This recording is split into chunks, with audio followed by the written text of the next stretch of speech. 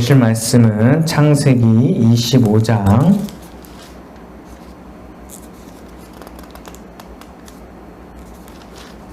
19절에서 34절 말씀입니다. 신약성경 34쪽입니다. 창세기 25장 19절에서 34절입니다. 저와 여러분이 한 절씩 교독하겠습니다. 아브라함의 아들 이삭의 족보는 이러하니라. 아브라함이 이삭을 낳았고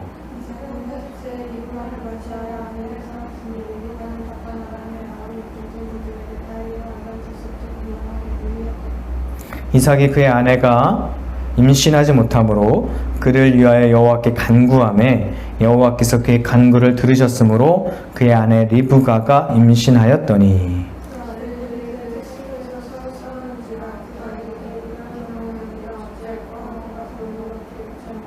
여호와께서 그에게 이르시되 두 국민이 내 태중에 있구나. 두 민족이 내 복중에서부터 나누이리라. 이 족속이 저 족속보다 강하겠고 큰 자가 어린 자를 섬기리라 하셨더라. 먼저 나온 자는 붉고 전신이 털옷 같아서 이름을 에서라 하였고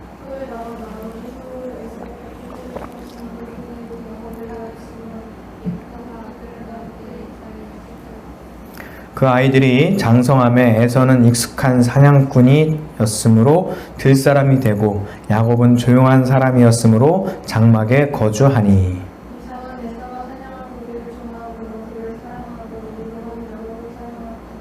야곱이 죽을 쏘았더니 에서가 들에서 돌아와서 심히 피곤하여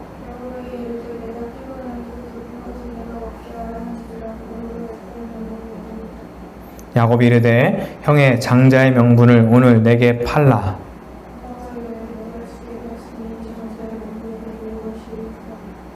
야곱이 이르되 오늘 내게 맹세하라. 에서가 맹세하고 장자의 명분을 야곱에게 판지라.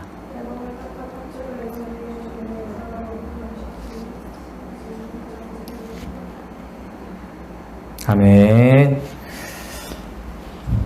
네, 할렐루야. 주의 이름으로 사랑하고 축복합니다. 네, 반갑습니다. 여러 가지 이유로 힘들고 어려운 분들이 많죠. 주님이 주시는 은혜로 함께 이겨내시기를 바랍니다. 어느 게시판에 올라온 글이에요. 본 교회에 목회하실 목사님을 아래와 같이 청빙합니다.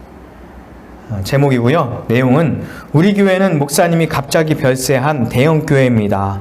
그래서 청빙위원회를 구성하여 회의를 열고 모실 목사님의 자격을 정했습니다. 해당되시는 분은 지원서를 내시기 바랍니다. 그러면서 이제 자격이 쭉 나옵니다. 볼게요. 첫 번째, 우리가 모실 목사님은 설교를 정확히 20분만 하되 할 말은 다 하는 목사. 정말 좋겠죠. 두 번째, 설교에서 죄는 정죄하지만 사람의 마음을 상하게 하지 않는 목사. 3번, 매 주일뿐 아니라 수요기도회, 새벽기도, 금요철야까지 훌륭한 말씀을 전할 목사. 네 번째, 교회 일도 솔선수범하여 아침 8시부터 저녁 10시까지 열심히 일하는 목사. 다섯 번째, 11조뿐 아니라 돈만 생기면 헌금하는 욕심 없는 목사. 여섯 번째, 키는 크고 얼굴은 잘생겨야 하나 제비처럼 생기지는 않는 목사. 일곱 번째, 10대와는 언제나 농구를 할 수 있고 노인과도 언제나 시간을 낼 수 있는 목사. 여덟 번째, 유머 감각은 풍부하나 언제나 신중하고 실수가 없는 목사. 아홉 번째, 매일 교인들에게 15통 이상 전화를 하나 사무실을 떠나지 않는 목사. 열 번째, 매일 구령열에 불타 전도에 힘쓰되 교회 기도실은 24시간 지키는 목사. 이런 사람 있을까요? 자, 하여튼 이 교회 청빙위원회는 몇 달간 새로운 목사님을 구하기 위해서 13명의 후보자를 만나보고 교인들에게 보고서를 냈대요. 자, 청빙위원회 보고서를 볼게요. 13명에 대한 간단한 평들입니다. 첫 번째, 아담 목사. 아담 목사는 좋은 사람이지만 부인이 숲속에서 벌거벗은 몸으로 다닌 사실이 발견됨. 두 번째, 노아 목사. 노아 목사는 120년이나 되는 긴 목회 기간 중에 비현실적이고 낭비적인 방주 건축에만 몰두했음. 3번, 요셉 목사. 요셉 목사는 꿈이 컸으나 허풍쟁이였으며 지나치게 꿈 해몽에 집착할 뿐 아니라 전과 기록도 있음. 4번, 모세 목사. 모세 목사는 온유하고 겸손했으나 자주 말을 더듬는 등 의사소통에 문제가 있고 사람들은 살인 혐의 때문에 그에 대한 성격에 많은 의심을 가지고 있음. 5. 드보라 목사. 드보라 목사는 여성이기 때문에 받아들이기가 어려움. 다른 이유는 없어요. 6번째, 다윗 목사. 다윗 목사는 최근까지 가장 촉망받는 후보였으나 이웃의 아내와 간통한 사건이 드러나서 문제가 생겼습니다. 7번째, 솔로몬 목사. 솔로몬 목사는 위대한 설교가이지만 이 여자 문제가 복잡하다는 소문이 있어서 여성들이 싫어. 8번, 엘리야 목사. 엘리야 목사는 기도를 많이 하지만 쉽게 낙심하고 좌절하는 성격이라 사람들이 불안해함. 9번, 호세아 목사. 호세아 목사는 인자하고 다정다감한 후보이지만 사모의 사생활이 복잡함. 10번째, 세례 요한 목사. 요한 목사는 침례교 출신의 목사로 열정도 있고 고생도 많이 하고 메시지가 너무 직설적이고 아파트에서 안 살고 전원 생활만 고집해서 교회 환경으로 모시기로 곤란함. 11번째, 베드로 목사. 솔직하며 솔선수범하고 능력 있는 설교를 하지만 성질을 죽이지 못하는 다혈질, 결정적인 순간에 또한 배신하는 경향이 있음. 12번째, 바울 목사.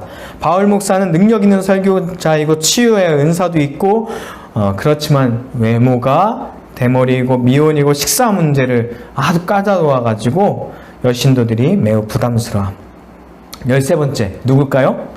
가룟 유다 목사. 가룟 유다 목사는 인내심이 있고 보수적이며 자기 주관이 뚜렷하고 위기의 시대에 교회를 이끌 만한 아주 유능력한 회계사 자격을 가지고 있는 PhD 출신입니다.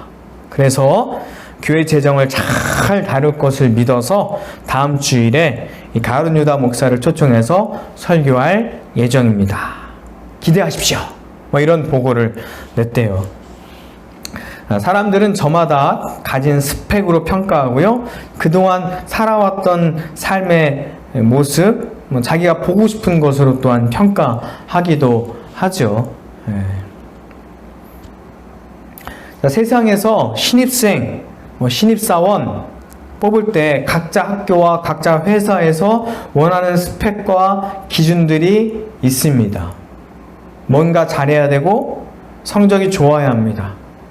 세상은 골리앗 같은, 세상은 사울 왕 같은, 세상은 에서 같은 조건 좋고 뭔가를 잘하며 능력 있는 자를 원합니다. 능력 있는 사람들을 선택해요. 어떻게 보면 당연하죠. 그래야 그 학교가 그 학생들로 인해서 명성을 더 얻고, 그래야 그 능력 있는 자들을 통해서 회사가 이윤을 얻기 때문입니다.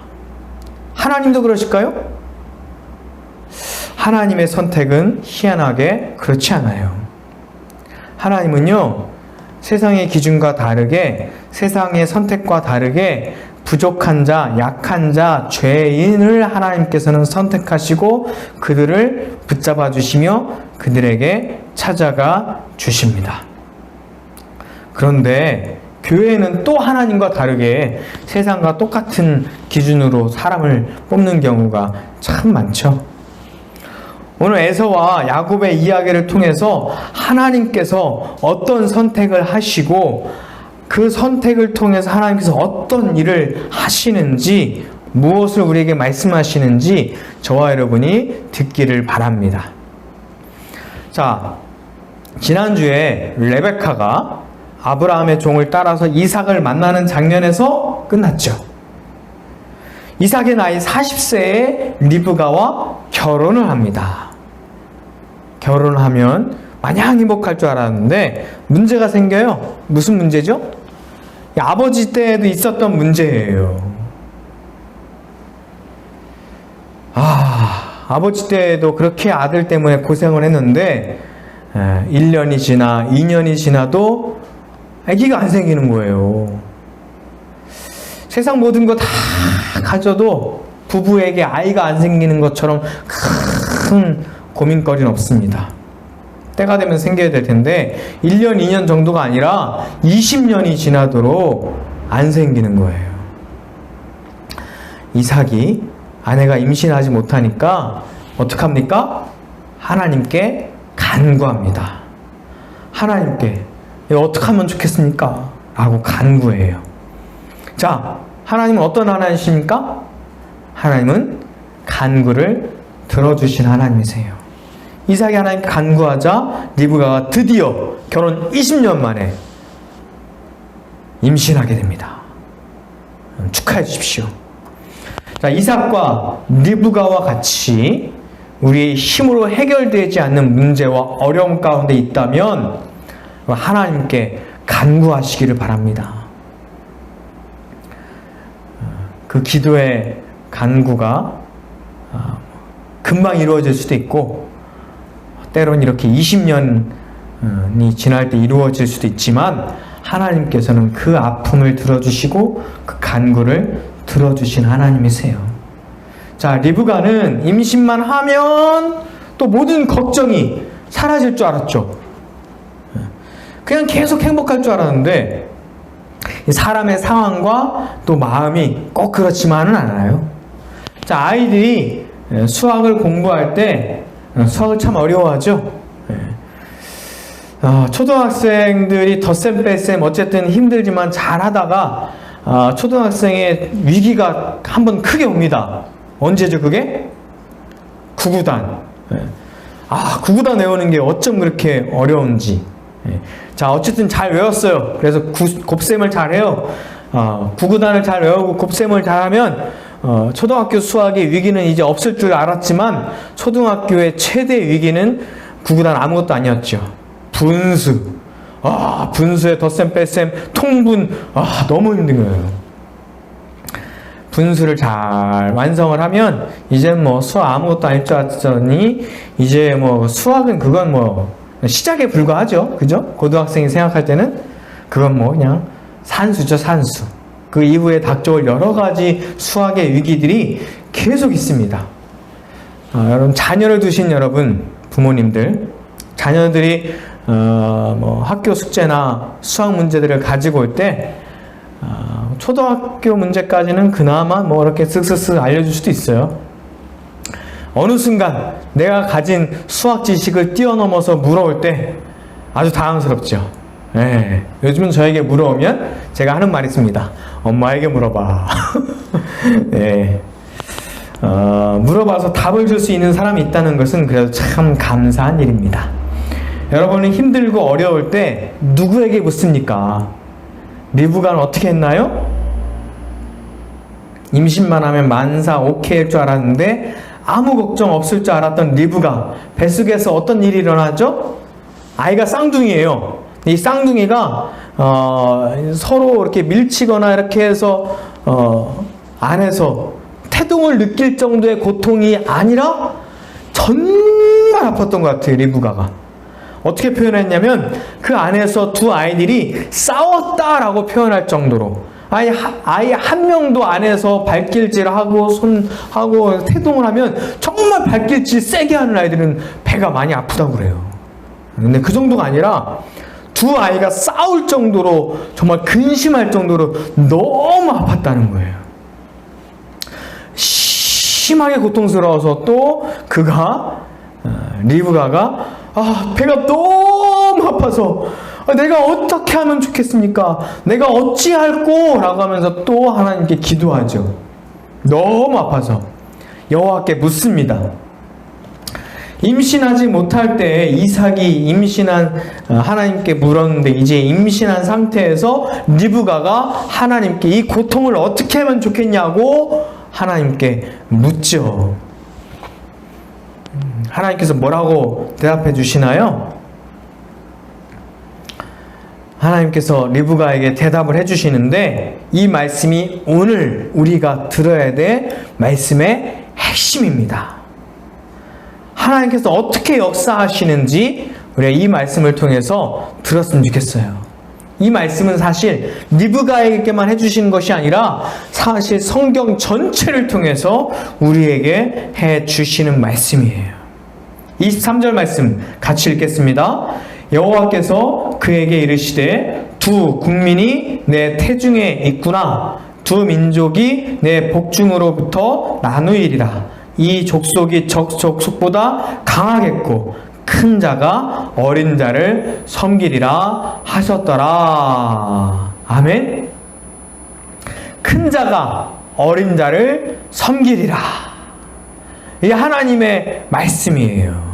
아주 특별한 일이죠. 보통은 여러분 작은 자가 큰 자를 섬기죠. 이게 세상의 법칙이에요. 질서죠. 장유유서 찬물도 위아래가 있다. 형님 먼저 이 나이에 내가 하리? 이게 뭐예요? 어린 사람들이 섬기고 하는 거죠. 나이 어린 사람들이 불편하고 힘든 일들, 그런 것들을 보통 세상에서는 합니다. 그게 문화죠. 제가 대학교 기숙사 생활할 때 방 선후배들 4명이서 같이 이제 기숙사 식당으로 식사를 하러 가면 막내가 해야 될 일이 꼭 있었어요. 막내가 물병을 꼭 챙겨서 밥 먹으러 갔고, 밥 먹고 올 때 그 물병에 물을 꽉 담아서 방으로 왔어요. 방에 있는 동안 방 식구들이, 선배들이 물 마실 때 그 물병을 통해서 물을 마셨거든요. 그 일에 막내 담당이었어요. 청소도 막내 담당이었어요. 간식을 사러 가는 일도 막내 담당이었어요. 네. 막내들이 이렇게 심부름도 하고 굳은 일도 하고 그래요. 선배들은 뭐하냐? 네. 대신 지갑을 열어서 간식을 사준 일들을 선배들이 했습니다. 요즘이야 뭐 재산 상속이 똑같이 배분되지만 예전에는 장남에게 우선권이 있었잖아요. 얼마 전에 고 최숙현 선수 사건에서 보듯이 참 마음이 아프죠. 폭행했던 선배 감독, 팀 건강관리사, 왜 이런 일이 일어나죠? 힘이 있는 사람이 다스리는 세상의 문화가 있기 때문이죠.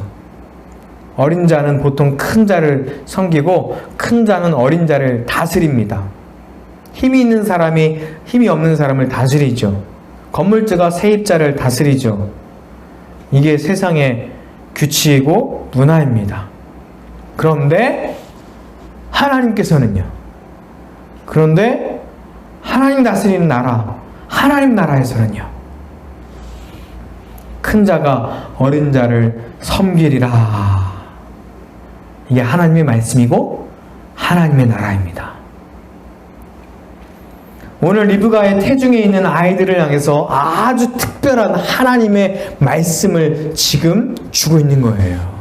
세상의 규칙대로 작은 자가 큰 자를 섬기고 큰 자가 작은 자를 다스리는 것이 아니라 큰 자가 작은 자를 섬기는, 해산의 기한이 차서 아이들이 이제 태어납니다. 어떤 일이 일어나죠? 먼저 나온 자는 붉고 전신이 털어 같아서 이름을 에서라고 지어요. 그 후에 아우가 나오는데요, 손으로 그 형의 발꿈치를 잡고 나옵니다. 그래서 야곱이라고 합니다. 딱히 야곱은 신체적인 어떤 설명을 할 만한 특징이 없는 것 같아요. 태어날 때부터 에서는 아주 건강하고 튼실하고 신체적인 조건이 좋았죠. 장성하면서부터도 계속 에서는 익숙한 사냥꾼이 되었어요. 그리고 아버지가 좋아하는 고기를 잘 잡아와서 아버지의 사랑을 받습니다. 야곱은 힘이 약하니까 밖으로 돌지 않고 집에서 늘 있으면서 엄마하고 지내는 시간이 많다 보니까 엄마가 또한 야곱을 사랑해요. 어느 날 에서가 사냥을 하고 돌아올 때 야곱이 죽을 써놉니다. 밖에서 고기를 하루 종일 잡고 돌아오니까 얼마나 배가 고파요. 피곤하고. 그때 형제가 있었다면 형 얼마나 힘들었어, 얼마나 고생했어, 죽 써놨는데 먹어 할 수 있는데 이때다 싶어가지고 야곱이 형은 배고파가지고 빨리 죽을 좀 달라고 막 그러는데 자, 죽 먹으려면 장자의 명분을 나에게 팔아. 그러면 죽 줄 테니까. 그래서 형하고 죽 한 그릇 가지고 지금 장자의 명분을 거래를 합니다. 근데 야, 지금 배고파 죽겠는데 빨리 줘. 맹세. 장자의 명분 나한테 준다고. 알았어. 가져. 죽이나 빨리 줘. 그러면서 장자의 명분을 팔고 죽을 파는 그런 일들이 오늘 있어요.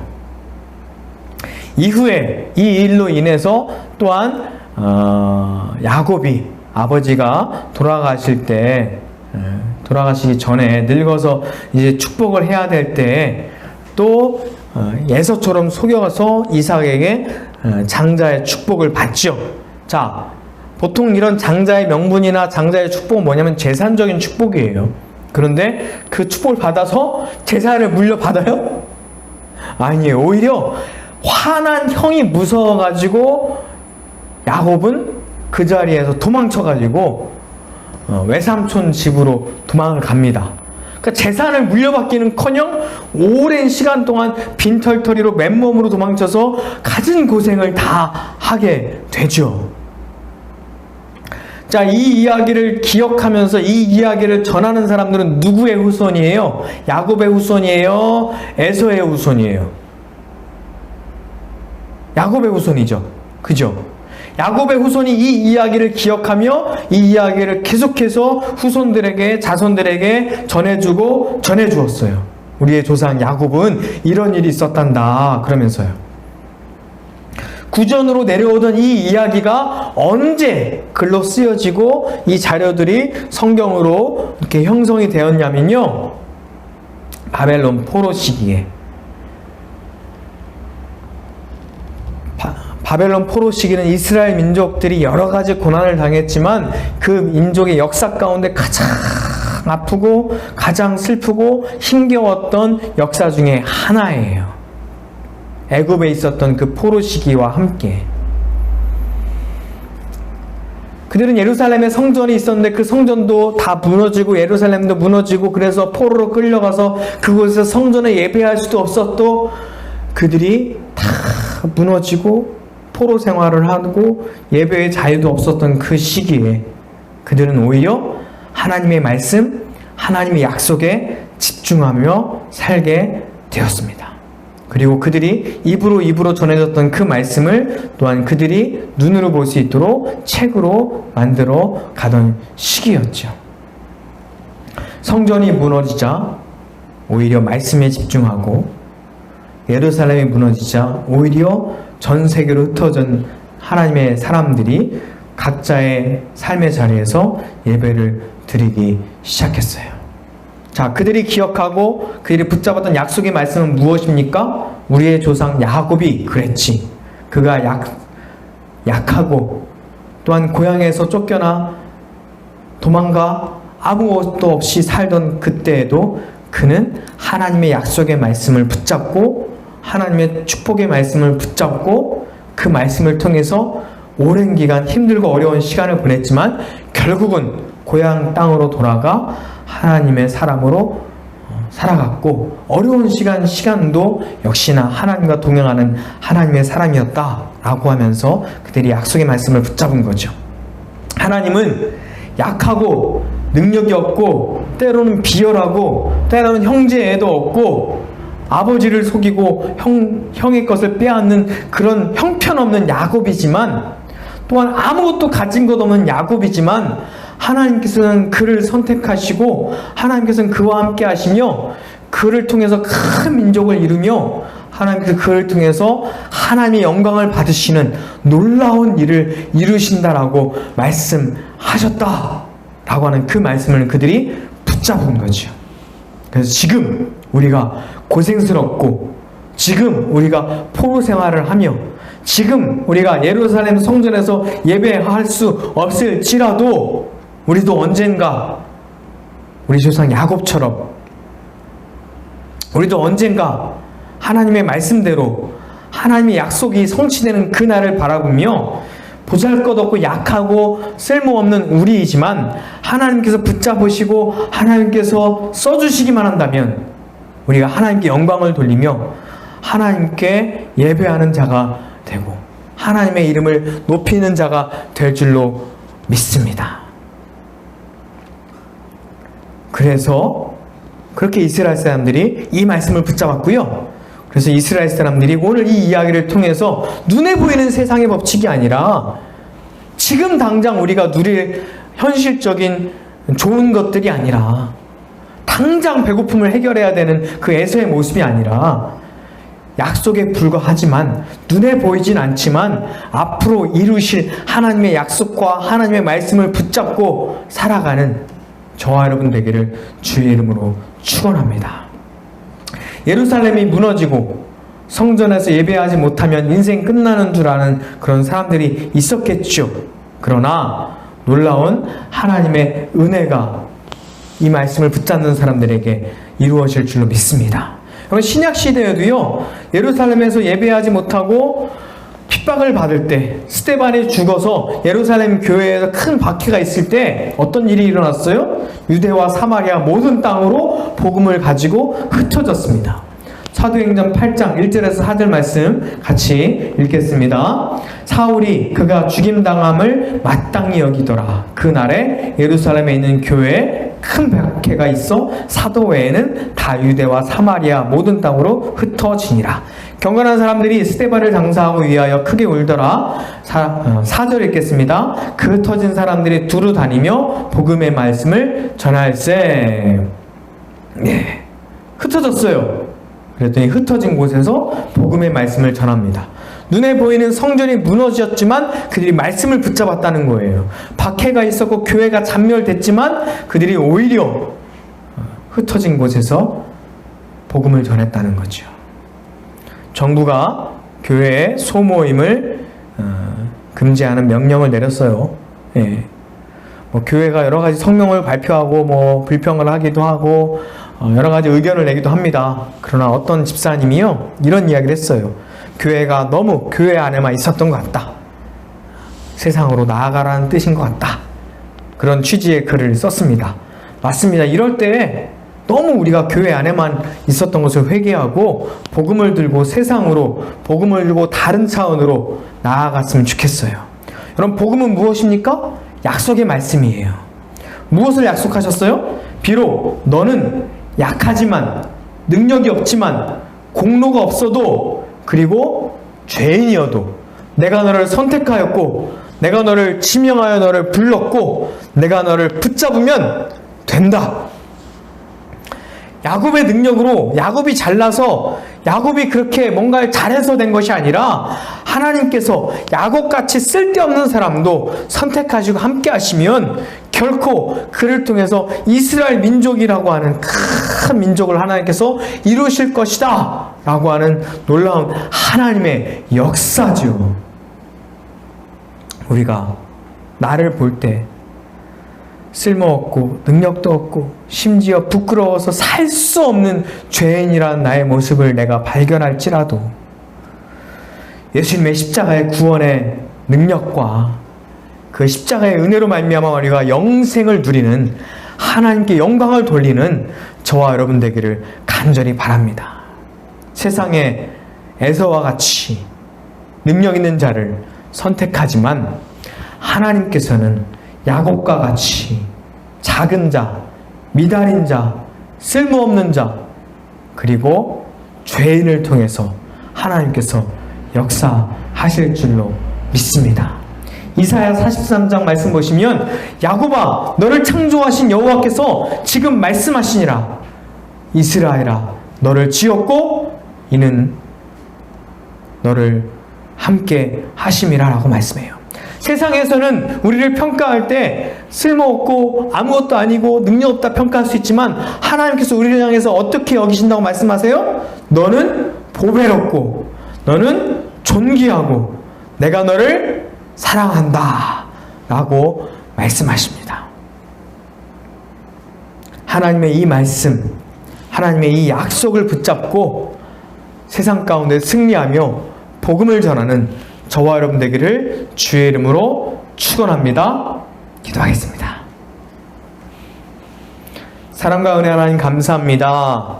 세상은 능력자를 원하고 선택하지만 하나님께서는 약한 자, 부족한 자, 미달인 자, 그리고 말할 수 없는 죄인을 선택하시며 그들을 통해서 일하시고 그들을 통해서 하나님 영광 받아주시고 그들을 통해서 오히려 복음을 전하십니다. 이 하나님의 약속의 말씀을 붙잡고 세상 가운데 나아가 승리하는 사람 되게 하여 주시고 나의 부끄러운 모습을 보면서 좌절하고 낙심하는 것이 아니라 오히려 그 모습을 통하여 하나님의 영광을 돌리는 하나님의 사람이 되게 하여 주시옵소서. 큰 자가 작은 자를 섬기리라, 이 말씀처럼 하나님의 약속, 하나님의 복음이 우리의 삶 가운데 나타나는 사람이 되게 하여 주시옵소서. 예수님의 이름으로 기도합니다. 아멘. 나의 안에 거하라 찬양하시며 준비하신 님을 봉헌하겠습니다.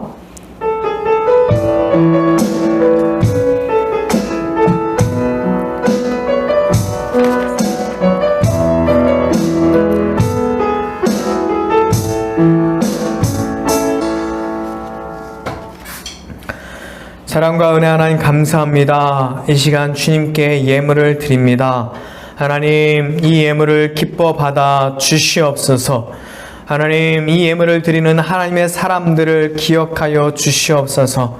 하나님, 우리는 부족한 사람들이지만 하나님 우리를 받아주시고 하나님 이 예물을 받아주심을 감사합니다. 이 예물을 드리는 많은 사람들, 또한 멀리 있지만 진리교회를 통하여 하나님의 역사를 이루시기를 원하는 하나님의 사람들, 어디에 있든지 하나님께서 기억하여 주시고 그들의 삶 가운데 하나님의 놀라운 역사가 이루어지게 하여 주시며 하나님 그들 가운데 하나님의 사랑이 충만하게 하여 주시고 그들을 통하여 하나님의 영광이 드러나게 하여 주시옵소서. 하나님, 이 예물이 쓰이는 곳마다 하나님의 복음이 전파되기를 소원합니다. 이 예물이 쓰이는 곳마다 하나님의 나라가 이루어지게 하여 주시옵소서. 이 예물이 쓰이는 곳마다 큰 자가 작은 자를 섬기는 하나님의 놀라운 역사가 이루어지게 하여 주시옵소서. 이제는 우리 주 예수 그리스도의 은혜와 하나님의 크신 사랑과 성령의 함께 하심이 오늘 예배를 드리는 모든 사람들에게, 힘들고 지치고 나는 부족하다 생각하는 많은 사람들에게 이제부터 영원토록 함께 하시기를 간절히 축원하옵나이다. 아멘.